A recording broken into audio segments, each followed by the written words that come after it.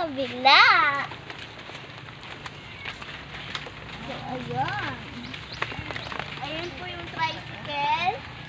Nandito kami dito kasi hindi ni tita kaya kami. Isakay. Sakay. So, ayan guys.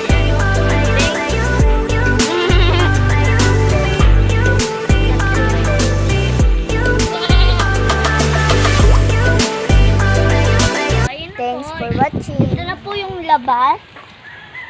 Ito na po yung labas. Tadan!